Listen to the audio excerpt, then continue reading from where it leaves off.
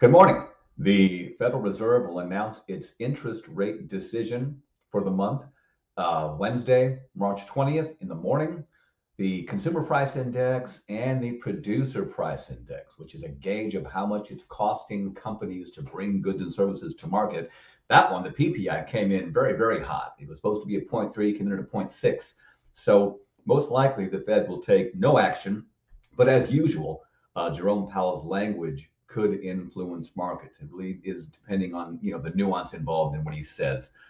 April 5th is a big date coming up. That's the next unemployment report. And as we hear about all of these layoffs, keep an eye on that.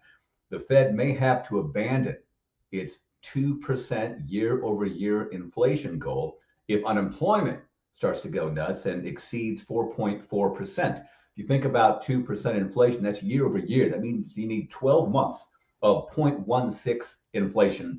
It came in at like zero point 0.4 last week. So we're not going to get there for a while. And if unemployment starts to be a problem, look at the bottom line there. The Fed mandate is one, has to do with inflation, but two, full employment as well. So they could take some action to reduce rates if we do see some high unemployment start to creep up there. Rates recovered a little bit this week from recent spikes. Around 7, maybe better by the time you're watching this, with no discount. Middle sixes for the government stuff. And if you do one discount, give me one discount here.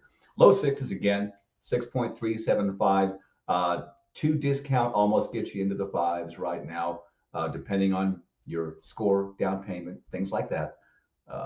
So something I want to talk about now is occupancy audits. Owner occupancy is increasingly being audited by mortgage lenders. People are buying multi-unit properties as owner occupants, then being found to have never lived in the property. The requirement is at least 12 months.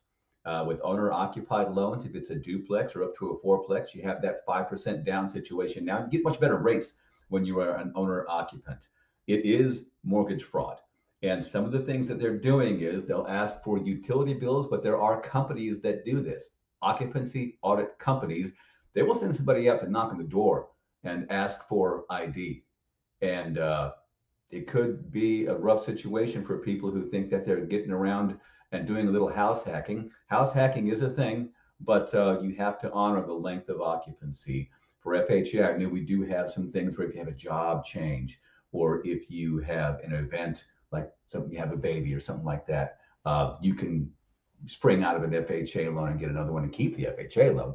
But the occupancy audits are going to be something you're seeing more and more of. I have a link down at the bottom for a nice article and podcast about that. And I will see you Thursday morning. Thank you.